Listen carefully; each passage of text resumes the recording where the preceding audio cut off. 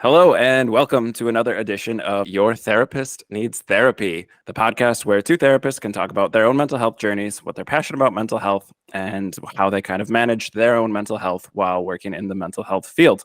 Today, I have a very special guest, someone I've met in the past year and have collaborated with around some different work on a topic we're both passionate about. So my guest today is Forest Benedict. Forest, thanks for joining me, man. Hey, thanks for having me, Jeremy. So Forrest, if you don't mind, I'm kind of going to share how we met. We collaborated. I think we met through Facebook, oddly, but it was a religious trauma group and professionals working with religious trauma. And I don't remember if you messaged me or I messaged you, but we kind of collaborated on some different stuff. So let's start there. Kind of how the religious trauma thing be where you ended up in your practice. Yeah.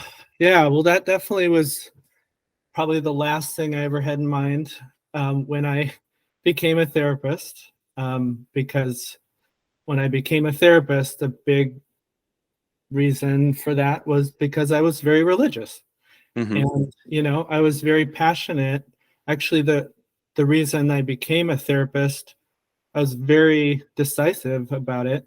It was to become a sex addiction therapist because that's what I was passionate about and thought that I was in recovery from, and was really, really committed to my faith as a Christian. And to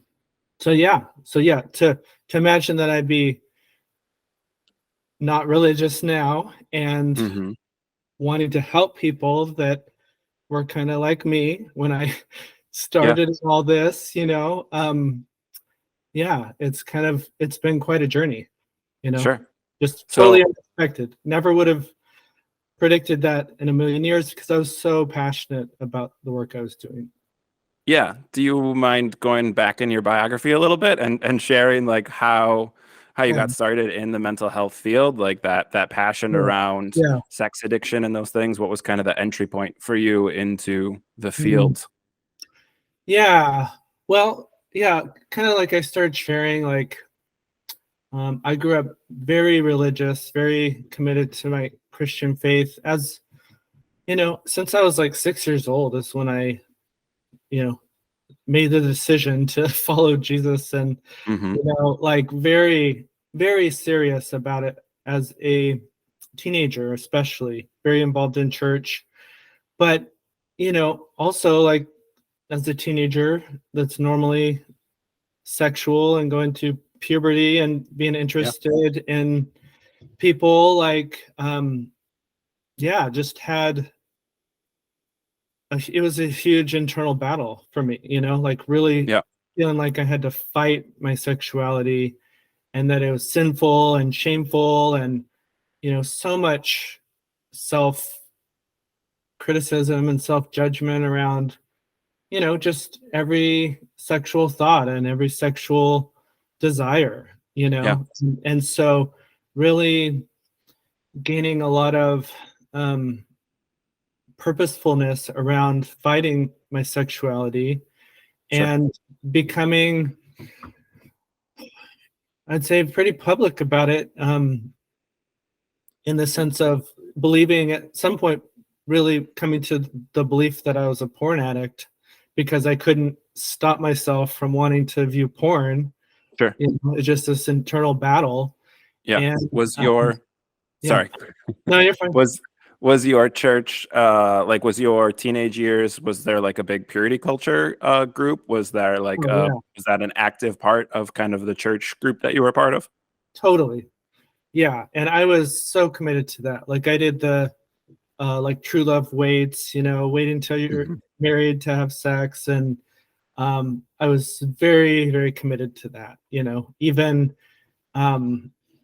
went around and spoke to schools about, all the STDs you can get, and abstinence is the only way, and to not, get STIs. And I was so gung-ho. I was very committed to the purity culture message.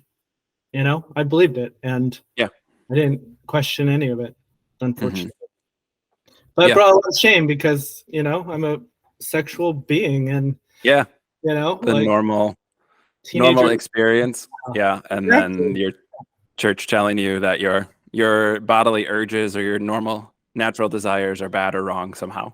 Yeah, exactly. And just, believing it. And that, to me, looking back, I do feel like that is a form of abuse, really, Mm-hmm. to from a religious, for organization or leaders, or it's just like a misuse of power to shame kids or shame anyone for being sexual, and just having, there was no normalizing, no like, hey, this is totally healthy, this is like what everybody your age Right. is going through, Yeah. like it was just, yeah, just so much shame and secrecy. Yeah. And we know, me a little bit personally, but I grew up in a evangelical Christian group, but that called itself evangelical, but was really fundamentalist. And so I had Mhm. that, didn't ever have that like come to Jesus experience. I was always raised in it. It was just what we did. Yeah. But it was such a bubble experience. Like I didn't interact with anyone who wasn't the Mhm. same type of Christian that I was until college, really, when I went to Yeah. a public university. And so like I didn't realize how weird it was. I Mhm. mean, weird sounds judgmental, but I think it was weird looking back on it. Yeah, But how like out there it was, because it was, when you grow up in it, you don't have a frame of reference for anything else. yeah, yeah. It's like you later, if you tell stories about what it was like to grow up in purity culture, or even church, like from an outside perspective, it does seem really weird. Yeah. It's just so, like I tell Yeah. people about what it was like back then. That was just our normal, but yeah, Hmm. it's not. It is weird, and it's unhealthy. A lot of it's Yeah. really unhealthy, and we don't realize it because it's just we're sold on it, and Yeah. we're told those things. Yeah, I think I got some of the fear mongering that you got around STIs, and you were either going to get an STI and die from it, or you were going to get someone pregnant. But that Yeah, was like that was the extent of the sex ed that I got. Like sex was such a taboo topic that yeah, we didn't do the big purity cult. Like it wasn't. There were no ceremonies. There were no purity commitments. There were no rings. Like we didn't yeah, have that stuff. But it was yeah, just because it was so like the expectation was you shouldn't even like think about sex until you're married, and anything yeah. outside of that is bad and wrong. And so it's like just this huge lack of knowledge, this huge I would say like fear-based motivation of like, Yeah, you know, the only thing we knew was it was bad and it was going to have negative consequences, and so avoid yeah, it at all costs. yeah. Yeah, it's so messed up, And Yeah. then you're supposed to get married, and all of a sudden flip the switch and just have the most amazing sex Right. life imaginable, Yep. and Yep. like yeah, it's so messed up. So it's Yeah. it's weird. It's strange being an adult now. I mean, in my 40s, like Hmm. finally learning about what healthy sexuality is, and like Yeah. learning that it's actually, not this scary, horrible, shameful thing, and that's actually probably one of the most beautiful parts of human existence. And Yeah. I don't know, it's just so different than what we were taught. Yeah, I occupied, I think, a weird space once I got into the mental health field, because I did predominantly couples therapy, and I Uh, was working at a Christian counseling place, but I nice. was I was very pro research. I went to University of Minnesota, which is like a huge Mhm. research institution. I worked on the Yeah. Minnesota Twin study. So Mm, like I had this, my psychology experience was very science based. And then I mm. was working in a Christian counseling place that was like not not science based. Yeah, And yeah. so for me, like my professional life was like, okay, here's what research says about sexuality. So I was like taking all this good research and these things that have been peer reviewed and like trying to make it fit for these couples who are Christian and like weren't having this awesome sex life or weren't understanding.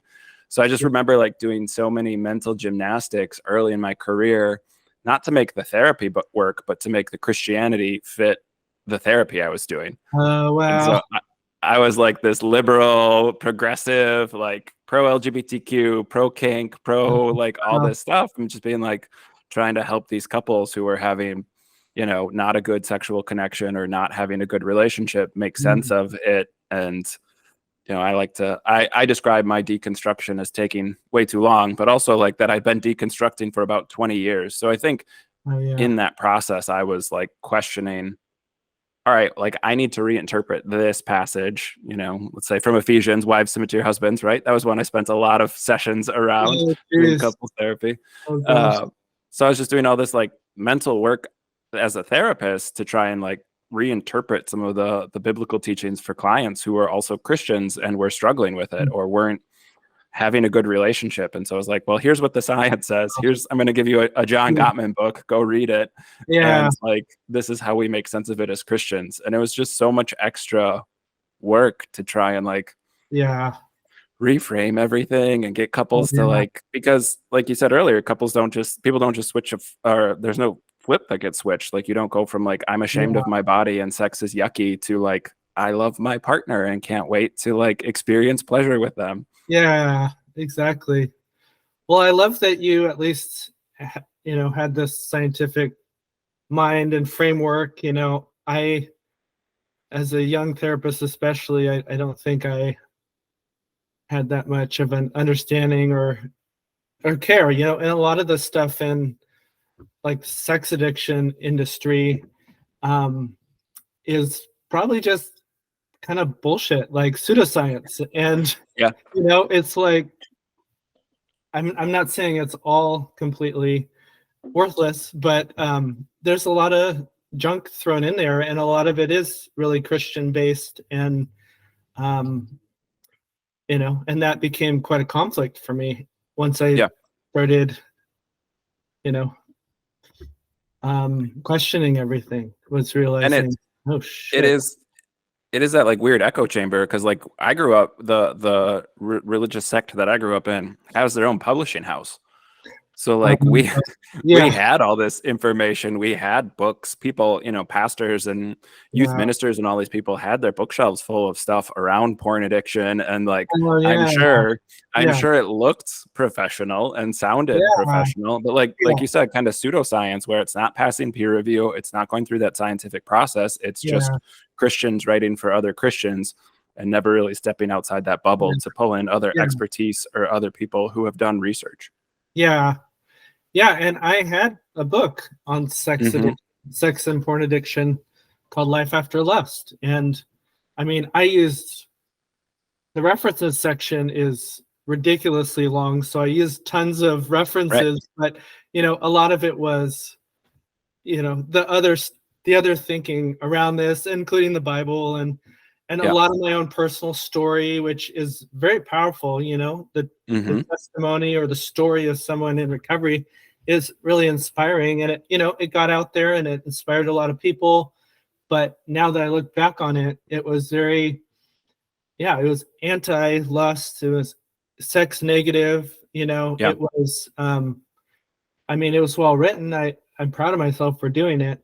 It was very brave to do, but I ended up after healing more and doing a lot of my own work and research and stuff, like I ended up needing to unpublish it just out of my own conscience, because I really, at this point, I know we're jumping ahead far, but at this point, like I definitely do not want to be a part of any message that shames people for being sexual in any way that feels right and true to them and who they are. And so I do help some people still that have some type of compulsivity around sex and porn, or compulsive lying, that type of thing. But right now I'm way more interested in helping people heal the shame of being sexual, like helping someone like me who felt like it was so shameful or wrong to view porn or want to explore things or whatever. That feels a lot more meaningful to me now. Yeah. And I think we'll jump back, but I'm gonna stay on topic right now. I talk about deconversion, and a lot of people in the I think space where you step away from the religion you were raised in, or step away from religion completely, talk about deconstruction. And either way, but like for me, Yeah. I like to use deconversion because it is such a process. Like even though I don't identify as a Christian and haven't for Mhm. years, I just Yeah. spoke this past weekend at a Unitarian church, and I joked that like it had been about 5 years since I set foot in any church. Wow. Um, but there's still things that like my brain is connecting those dots of like, oh, like this is old like shame, or this is like the guilt that you were raised to think was normal in your Christian upbringing that like isn't. That's like Yeah. not healthy or not Yeah. mentally good for you. Yeah. So that deconstruction process, I think, is just, it's not like, oh, I don't believe that anymore, and then you're done with it. It really is like unpacking Yeah. it and getting it out of there, and then learning something different to replace it. Yeah. Yeah. And I mean, that's one reason why I recommend like some type of trauma therapy for people that are deconstructing or deconverting, because yeah, like you said, you can leave the belief system, you can leave the religion, but it doesn't leave you. It's like embedded in your body and your nervous system. Like Yeah. just because you're cognitively in a different place, I mean, you still may feel, a wash of shame every time you feel like you want to be sexual, or Mhm. like I remember the first time that I viewed pornography, after leaving Christianity. In my mind, I thought, okay, this is fine. This is ethical. I feel good about this decision. I told my wife, Mhm. like it was okay. Yeah. But afterwards, I felt this huge feeling of, I'm going to go to hell. It Yeah. just, I didn't believe in hell. I didn't believe in all this, but it just came over me. And, um, it was in my body. And Mhm. I ended up healing that. Like I used IFS to really go deep and heal that part of me that was afraid of going to hell. Yeah. Um, but, it's like what we're talking about, like all this stuff. There's so much to heal. It's kind of discouraging in the fact that it'll probably be like a lifetime of healing, but so much healing can happen. And I don't know, it's Yeah. just quite a journey. Yeah. So I do think mostly therapists will be listening to this podcast, but for the non jargony crowd, what's IFS? Explain that for people Yeah, who might not know. yeah. Well, yeah, IFS is internal family systems, and it's a type of therapy that it's the main type of therapy that I like to use because it is evidence based and it really helps people um, connect with themselves in a really compassionate way, and also kind of learn to listen to their own sense of intuition and knowing, getting clarity for themselves and who they are. But it's also a type of therapy, that like I guide the client in going into their own psyche and, get understanding the parts of themselves that help them prevent pain or help them get out of pain, and then going even deeper to the parts of themselves that are still holding the pain and the shame and the belief systems that they took on when trauma happened. So I found this type of therapy to be, I mean, profound in Hmm. my ability to help people heal. But it has profoundly helped me heal. Like I'd say IFS was the thing I jumped into when I was leaving the faith, and it's been profound in how it's helped me heal on really deep levels of shame and trauma, childhood trauma, religious trauma. But then I also use it like as a daily practice to connect with my heart, and Hmm. um, so I'm a big fan of it.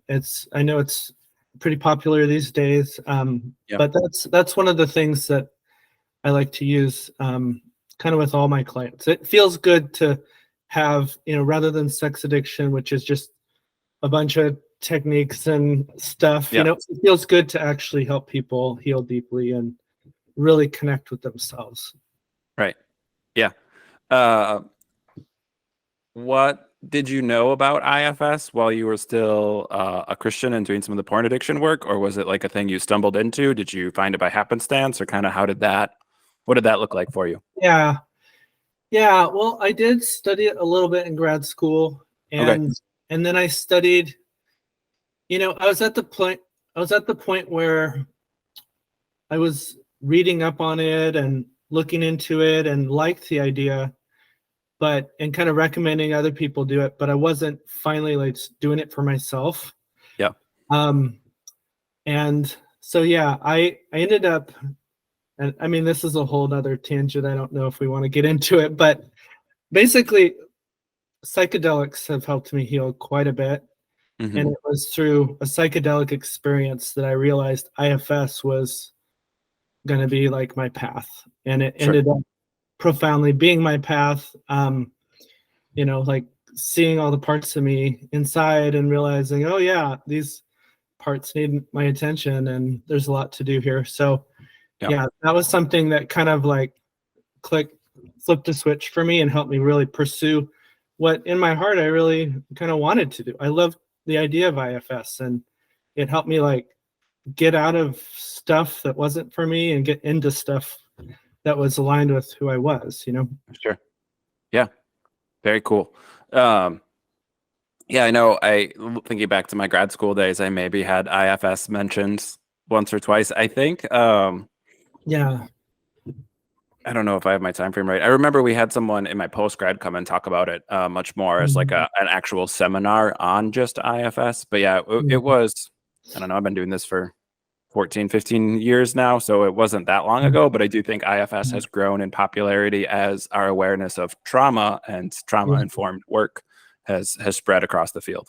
Yeah, it's exploded. I mean, I got into the training, level 1 training, at just the right time, but now there's like a waiting list of like 8,000 people just to get into their level 1. It's like a lottery. It's really hard to get in. It's unfortunate that it's in that place, but yeah, it's kind of exploding right now, and for a good reason. It's really effective and it's really powerful. And honestly, like part of what I realized early on in my psychedelic experience was kind of that people didn't need religion to be saved. Like they have this ability to heal and save themselves, and not that we don't need help, but that was kind of a profound thing for me. So this self-healing component that we have within us is kind of amazing. So yeah, for sure. I'm gonna rewind and go back in time a little bit. Were you always interested in mental health? Like, was that a thing, even kind of stepping outside of the Christian perspective? Like, was that a thing that you were, like, you went to school for psychology? Like, did you know that's what you wanted to do? Well, it was 100% about porn addiction when I got into, when I went, like I studied for undergrad, I studied sociology, but more so just because it was the easiest thing I could find to get my bachelor's degree in. And it was interesting. I was interested in people. I mean, I definitely have lots of mental health. Well, I mean, my dad was he was bipolar. He was an alcoholic. Some narcissism in there, as well as extreme religious components. And so, I definitely had lots of challenges and trauma related to my own journey with all of that. I think that probably did play a role in me becoming a therapist more than I would have wanted to admit at the time. Sure. Just this, because like for my dad, he was homeless several years, and I kind of became this person that felt like I needed to save him, and go out looking for him on the streets, and he would probably die if I didn't do that. But it definitely put me into this, I mean, kind of a fucked up place for a 20-year-old, to be worried about their parent and worried if they're going to come back or be alive or not. So it definitely, I have a huge amount of compassion for people, but there was also a component of like needing to save people, and like just a caretaking, codependent type place of needing to save and heal Yeah. people, help people heal. I mean, I do Yeah. care about people deeply, Right. but it ended up being interesting that I ended up kind of focus on porn addiction, and yeah, just turns out like I really don't see myself as an addict anymore at all. Yeah. But it's just kind of interesting how I ended up dedicating years to helping addicts heal. And my dad was an addict, and I don't know, it's just been wild kind of getting into my own trauma work and figuring out what led me to be a therapist. And Yeah. it's multifaceted. It's really interesting. Yeah. I think that's part of why I started the podcast, because I think there is that element for a lot of therapists, even, without maybe like a trauma history at all, like Yeah. that balance between I want to help people and like, oops, that's codependency. Yeah, Like, I totally. think that's something that a lot of people in the field, depending on their personal experience, but even, in a vacuum, I think that's a thing that we as therapists have to be aware of. And Yeah. you and I have a similar background in like that church culture where like saving people, like I was an evangelical, so it was a Yeah, responsibility. Like we were supposed to save totally. other people. Yeah, exactly. Yeah, Which looking it's back on, I'm serious. like, that's so unhealthy. Like you can't be in charge of other people's well-being, let alone their souls, but also Yeah, like, seriously. so yeah, it's interesting. And for me, like looking back on some of my past stuff, like I thought I had never been to therapy until my post grad. Yeah. I was the only person I think in grad school, maybe like 30 kids, 30 young adults. Some of them were older. I was a kid. I was Yeah. 20. Um, Wow. but I was the only one who hadn't been in therapy. And I remember like being like, I like bristled at like people being like, well, like, why haven't you gone to therapy? Or like, you're the only person. And I was like, cause I'm healthy. Like I had a great Yeah. upbringing, and like just Oh, not, yeah. Of not having course. any lived experience or anything like that. No, not knowing what I was talking about. And so Yeah. like looking back now that I've deconstructed and like viewing the way that like I think religion provided like structure in my family, but was also so Mm. unhealthy, and explains a lot of like what's going on in my family for like us as adults, why there's Yeah. issues and stuff like that. Like some of Yeah. that stuff wasn't present in my childhood, but very much as an adult is present now. And so it's interesting, you talked about how like there's a lifelong aspect to it, but I think that's true for mental health as a whole. Like Oh, yeah. it's not like a finish line you ever cross. Yeah. Yeah. And like when I started into the realm of, therapy, becoming a therapist, like I Mhm. really idealized therapists and thought that they were like perfect and, had all their shit together and just know Yeah. everything. And I mean, yeah, like I definitely have a lot of respect for therapists in general, and I appreciate even having some therapists as clients. And what I've realized, is we definitely know a lot about this, but we all have so much of our own Yeah. stuff we're working through. We're definitely not perfect. If Hmm. at times it can actually be problematic because we know so much about how we're Yeah. fucking up our own lives. It's like we almost know so much that we know what we're doing and our Yeah. relationships and self-care. And I don't know. I just, I have a lot of compassion really for Yeah. anyone that's a therapist. We definitely aren't perfect.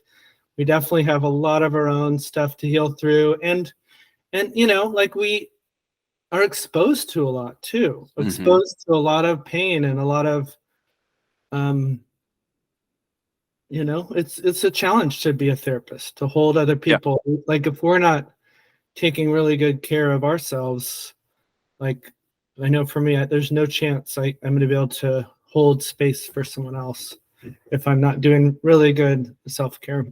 Yeah, for sure. So let's talk about that a little bit. What does that look like for you now at this point in your career? Like, how do you make space for that? How do you prioritize that? Yeah, well,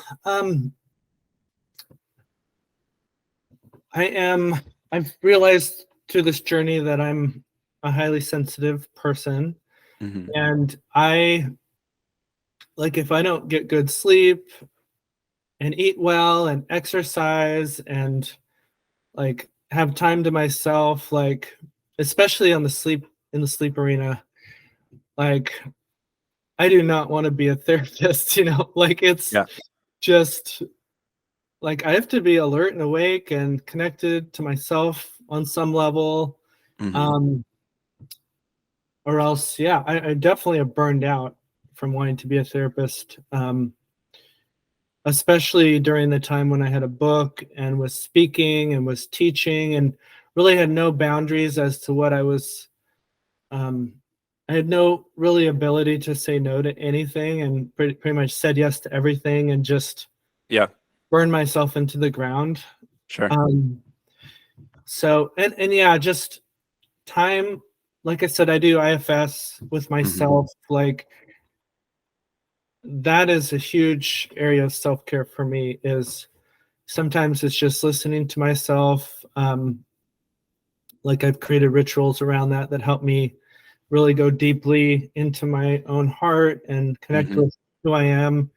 And I've found it to be kind of profound that I can go in and heal my own trauma now too, Yeah. because of all the training in IFS that I've gotten. That has felt like a superpower. And I Sure. would recommend anyone get training in IFS, even if it was just to heal themselves. Like to me, that's become the best skill that I have, honestly, is to be able to go in and heal my own trauma. But it's not Yeah. just healing, but it's like deeply connecting with who I am inside. Yeah. Yeah. I think that sounds amazingly profound. Yes. And Yeah. and the physical component that you talked about too, like I just want to go back and highlight all that stuff helps regulate your nervous system, and your Yeah. nervous system is what goes haywire when you have trauma. And so like Yeah. sleep is wildly important. Like it's not Oh, a, and not to put like therapy up on some special pedestal as if this isn't true for other professions, but yeah. you can't like skimp on your sleep and then go and have this really like meaningful session with a client, or hear a client's trauma and be present and take all that on when like your own system isn't regulated. Yeah. Yeah. And I mean, haven't, I definitely have had many sessions like that where I was tired and, Yeah. like I was just, like I just know, okay, we could do like really profound healing trauma work, IFS, go deep. Hmm. But today I'm cool if the client just wants to chit chat, like, Yeah. I mean, yeah, I'll trust that there'll be some benefit to that, but I Right. I have a pretty high standard of what I think I should be doing all the time as a therapist, but Sure. there definitely is days where it's just like a relief when a client just is like, no, I don't want to do IFS. I just want to talk about my week, like Yeah. Yeah. sometimes that's a huge relief. Yeah, Yeah. I know when I had when I have two small children, and so when we had our first, thinking back on like some of the sessions where it was like lack of sleep with a newborn baby, and like Oh, if the client geez. wants to talk about like fantasy football, like great, that's that's You're a like, real nice 10 minutes worth of session right there that can kind yeah, of like, yeah, that's a layup sometimes. No, and I think that's realistic. I think there's like a part of what I wanted to do with the podcast was like normalize that like everyone has mental health, and yeah, mental wellness is work even for people who know all the information, but yeah, also that like therapists are humans, because I think I had kind of that same idea that you had, that like the best therapists had all their shit together and that's why they could do therapy, because they knew what they were talking about. And it's like that's not yeah, actually how it works at all. yeah, yeah, yeah. And it's, obviously we have to maintain a certain level to provide ethical treatment and to, Hmm. um, take payment for, we are trying to help somebody, Yep. um, but yeah, I guess that would be my recommendation to all of us is, yeah, I mean, let yourself be an average therapist at times, Yeah. like, just like don't go to the point of being a shitty therapist. There are definitely some people that probably shouldn't be therapists, and Right. we hear about them sometimes, or Yep. they're just so burned out that they just maybe need to Yep. find something else to do. But Well, I but think research right now is saying there's more people leaving the field than coming in. And I think a lot of that has to do with COVID and burnout from a global pandemic, but also like kind of having to deal with everyone else's dealing with that global pandemic without having maybe a ton of support in our profession. But I think it's one of those things too where I don't know what your grad school experience was, but mine was so like we talked about self-care as like a topic, like an intellectual thing, but like we never meditated in class. Nobody was doing yoga. Like there was no hands-on approach. And for me as a young person, like that was great because I was an intellectual. Like I had ADHD, undiagnosed. I hated school, but I was good at school because my brain could move very quickly through things. But like that's what then when I went to therapy, that was one of the things that like my therapist did a lot was like, well, let's meditate or like let's breathe. And I'd be like, no, I'm paying you. I know that meditation's good. Like I get it. But like doing it, like actually slowing down and doing it and not just crossing it off and saying like my brain understands why this is happening and therefore I'm fine. Like, oh no, my brain actually needs to calm down just like anybody else's brain. Being a therapist doesn't change how your brain works. So I think I look back and I'm like, yeah, I had training, or at least we covered it as a topic, but like we didn't do it. We didn't like experience it. We didn't practice what we were preaching. It was just kind of like, here's the thing to be aware of. Make sure you're taking care of yourself so you don't burn out. Like, And you know, it reminds me like there's this whole other piece, like it actually can be a bit problematic if all of my self-care and all the stuff I'm doing outside of therapy is so that I'll be a better therapist, you know? Like there's so much value for, I think for all of us, but definitely for me in this stage of my life where I need to have like fun and purpose and enjoyment and adventures that are just for me, you know? It's not so I could be a better therapist. It's just so I can like enjoy my life and live. And especially after leaving religion, like there's like a million things I want to do that I couldn't do before that are just fun life experiences, you know, and just being fully myself in the world. To me, that, like I want to make enough, I have to have an income, you know, I have to have work that I'm doing that's meaningful. Like, I don't want that to be my whole life. I want to have so many other experiences that that make life worth living, you know?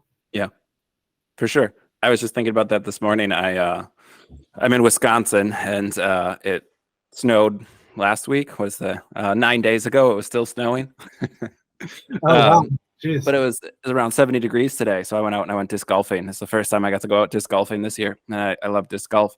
And I just remember like, I was like, oh, I should post something on Instagram about self-care. I should like, you know, thinking of like how I can like put out some sort of positive mental health message. And I think it is important, but also I had this like, I'm not doing it for that though. Like that's a fun perk for me if I get a post out of this, but like I'm doing this because I enjoy it. Like this is what's like sacred to me. Like this is my sanctuary now, is like being out in nature and like doing something that provides me joy instead of just like stress. It wasn't even stress relief. I wasn't feeling stressed. I did it because I wanted to. And I think that's the flip side of like stress relief is important, but like cultivating joy and having things that are just about pleasure is also important.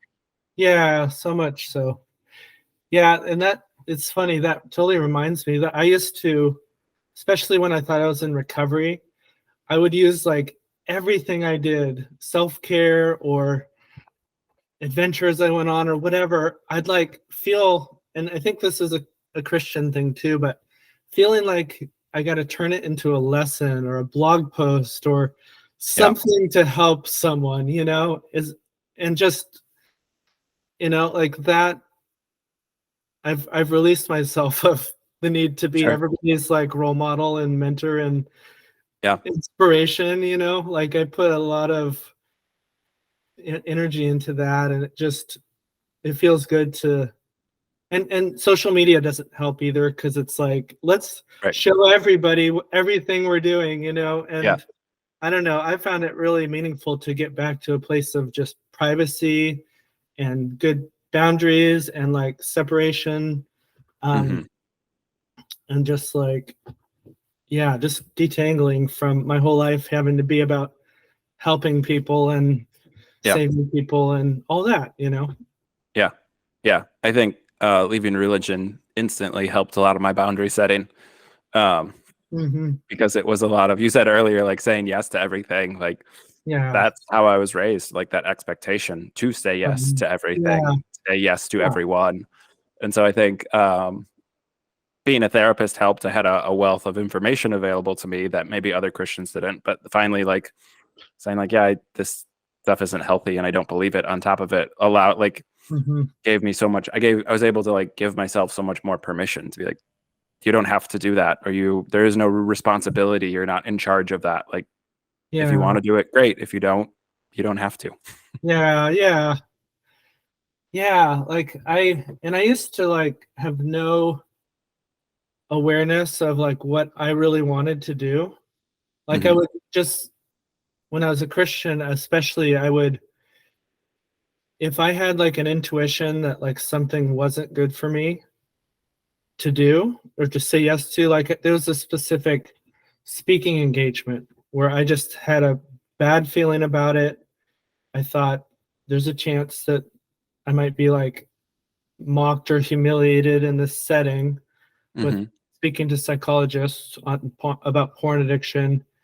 And, you know, I was at a point where pretty much with everything, I would just use like spiritual bypassing to be like, I'm just going to have courage. I'm just going to have faith. This is going to work out. You know, I got Hmm. this. And, you know, come to find out, I actually went into that situation and was publicly humiliated um, Hmm. by one of the psychologists who thought he was amazing and really wanted to put me in my place about porn addiction, which now I think, yeah, some of what I was saying probably was bullshit and not right. But, Yeah. you know, like it was just that. I mean, it was traumatic for me to go through that in front of a bunch of people, some of Yeah. which I knew and respected. Um, but, you know, in hindsight, it's such a message for myself like, hey, like, trusting your intuition enough to say no to something that doesn't feel safe to you or Right. right to you, you know, to me, that's some of the take home I have from it now. Um, Yeah. and that's a huge thing coming out of religion is learning to listen to yourself, trust yourself, not just do what everybody says you're supposed to do. Yeah. Um, it's a hard lesson though. Yeah. Yeah. I bristled a lot with the idea of like not causing offense to other people. And Oh yeah. like I was raised Midwest nice, so we're pretty nice and polite and don't want to interrupt Right. anyway. But then I Yeah. had like the religion piece on top of that of like you have to be aware of what other people are thinking about you, and you have to be and I think, you know, some of the people, if my clients were to listen to this, they'd laugh because I think so many of them know me as like this zero fucks given kind of attitude, Yeah. especially if we're doing boundaries work. But like Yeah. personally, that took it's a thing that still pops up for me where it's like, oh, like why are you worried what that person thinks, or why are you worried about? And now that I have kids, I see it too when I'm parenting of like, I don't it's not healthy for me to put it on my kid that like that person's uncomfortable by you shouting, so stop shouting. Like, nope, Yeah. you're two. Make as much noise as you want. You get to. Yeah. Yeah. So Good. it's I see it a lot in like the different roles I played still with. I've done some of my own work and feel better about it, but then I have this almost natural like pull to do what my parents did. And then I'm Mm, like, oh wait, no, like that wasn't good for me. I don't want to do that to the yeah. next generation. Yeah. Yeah. Good. Well, I'm glad you can do things differently. I mean, Yeah, it's that's work. It's work. yeah. Um, let's talk what's on your bookshelf. What are you listening to, or what are you reading? Yeah, that's a good question. I lots of things are always on my bookshelf. And I find Whether that they're being yeah, well, I never read. That's the thing, is I love buying books and sure. I think I have some ADHD. I can handle like a few minutes of, you know, maybe reading the first chapter of a book, but let's see. I'm listening to, so I listen to audiobooks and podcasts and stuff Yeah. instead. And I love doing that. And so I'm listening to Complex PTSD, I think by Pete Walker, Hmm. um, and Polysecure, about, doing lots of research on polyamory. And um, that's a really amazing book for anybody wanting to learn about not just polyamory, but about attachment and, Sure. how to attachment styles, as well as, you know earn secure attachment. And I don't know, Hmm. it's an excellent book. And Yeah. so um, I'm finding that to be really meaningful. And yeah, like, I don't know, always interested in different podcasts. Like this is the thing right now. Like I feel like I'm wanting to learn a lot of, like, about sexuality, and just um I feel like I'm out of this phase of needing to learn about the Bible, what's right or wrong, or atheism, Sure. or spirituality, or even IFS. I'm kind of like tired of learning about that. Like, Yeah. like I'm trying Hmm. to learn, like, basic stuff, like how do you, like, find your own style, like, of learning how to dress, or how do you learn how to be yourself sexually, Yeah. kind of like learning the stuff that I think most people learned when they weren't religious, just Right. the normal everyday stuff. Yeah. um, how to Yeah, so I'm kind of a late bloomer in that sense, but kind of in this but so is kind of everybody that leaves religion. Is you kind of like feel like you're a teenager, like trying to figure out Yeah. how do you flirt, or how do you text, or how do you talk to Yeah. someone you're interested in, or like, it just, like, I feel like I'm going back to the basics and kind of like mentoring myself in, let's learn the stuff of being an adult. And Right. in a very, like, loving, compassionate way, and not judging myself for not knowing some basic stuff that people know. And Yeah. like, hey, this is my chance to learn. Yeah, for sure. We just went to the planetarium with my 5-year-old. There's a local college has a planetarium on its campus, and I was reminded like how little science information I have. Like I know psychology really well, but like earth uh, science or like yeah, space, yeah. I went to an evangelical K through 12 was my evangelical upbringing. Like my AP biology teacher wrote the word evil in place of evolution every time. He called it evolution. Oh, no way. Um, Oh, yeah. gosh. And Wow. so I was reminded of like, oh yeah, I have this like huge gap in like how evolution works and like the No, solar system because I wasn't taught that gosh. stuff because so much Yeah. of it is in opposition. Like my upbringing was young Earth creationism, 6-day creation. The Earth's Oh, only yeah. 6,000 years old. Like Same here. so, yeah. I had all that stuff, and I'm working on like filling some of that in. I also think it's interesting. You talked about kind of like not like picking at the Bible. I think I went through that like angry atheist phase. I don't know that I'm totally out of it yet, Yeah, but yeah. also like getting to a point of like deconstruction. Identifying as an atheist is like I didn't find to be particularly helpful.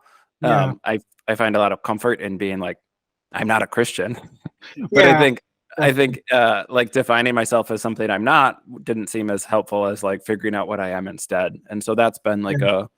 a fun journey to kind of pick up of like, okay, I'm not an evangelical, I'm not a fundamentalist, I'm not even a Christian. What is it? But like, what am I? Like, I don't just want to Yeah. identify as not that. What am I Yeah. instead? So Yeah. that's been that That takes makes up a lot of my reading and a lot of like what does spirituality look like in other religions or spirituality even without organized religion because I'm very I would Mhm. say my hackles get raised around the idea of organized religion still, and so Yeah. it's reading a lot of stuff like that. And Yeah. you brought up ritual. I just read Dimitri Xylogatas's book Ritual, Oh, just wow. called Ritual is the title. How seemingly senseless acts make life worth living. That was on my bookshelf for a long time, and I Oh, that's cool. really, yeah, really liked that and picked that up. So yeah, it's an ongoing learning process. Um, Yeah, totally. Forrest, this was great. This was Yeah. super chill. We're Yeah. at almost an hour right now. If Yeah. people are interested in your work, in what you're doing, what you're putting out, where can they find more information? What do you have going on professionally? Yeah. Well, it kind of tags along with what you were saying about ritual. Because it kind of reminds me that like one thing that I think a lot of people miss when they leave religion is just the ritual, but also the community. Hmm. Like it's easy to kind of feel lost in the world after, and to find people to connect with that know what you've been through and can support you. Yeah. And so a resource that I'm putting together now is a group Hmm. for people that have left religion. So working through religious trauma, sexual shame, but having a community in like a group therapy experience, going Yeah. through different topics that relate. And, some of it's like finding your own meaning and purpose, and some of it's IFS based, learning to listen to yourself. And yeah, like all the basics about, Yeah. what the healing journey can be like, and resources. So that's a group that I'm putting together online in California.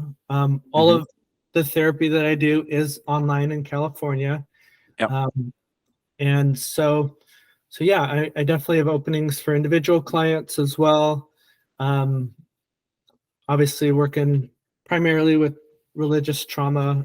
sexual shame, and that type of thing, but kind of IFS, can help with a lot of different things. So, Hmm. and then I know you and I are hoping to get this sexual shame Yeah. coach, coaching group, healing from purity culture Yep. coaching group off the ground. So I'm doing a tiny bit of coaching, but um, hopefully people will be interested in that. But if Yeah. not, it's still been fun to dream about it, and I hope that we'll get people interested because there's a huge need for that. Yeah. Forrest, if people are interested in working with you or with the group, is that on your website? Where do they go to find out information about that? Yeah, so just forestbenedict.com. That's Forest with one R. I'm definitely doing a lot of stuff on Instagram, specifically Okay. with religious trauma, sexual shame. Hmm. I'm on Psychology Today, Therapy Yeah. Den. People can Yeah. track me down. So Yeah. And we follow each other on Instagram. But yeah, you're post yeah, a lot of good stuff on there, inspirational stuff, and yeah, um, good resource, I think, for people. mhm, And our group that you mentioned there is a wait list for that is not full yet. So I don't know. yeah, I don't know yeah, that we have a time frame for if slash yeah, when yeah, it's going to actually get off the ground. That's on my website, which is wellnesswithjer.com, and I'm on Instagram and YouTube at Wellness with Jer. So anybody interested in that, the group that Forrest and I are running, could contact either me or Forrest and find out more information about Forrest and the work that he's doing on his website. So, Forrest, anything that you wanted to talk about that we didn't touch on? I'm gonna give you a wrap up here. Hmm. Yeah. I don't know. I don't know. It's been fun talking about it. I haven't been too public, this side of leaving Sure. religion. Yeah. Um, I've thought about announcing, it's like in Christian circles, it's like you have to tell everybody everything about your personal life. Yeah. You know, it's been a Yep. weird thing to shift in perspective so much, and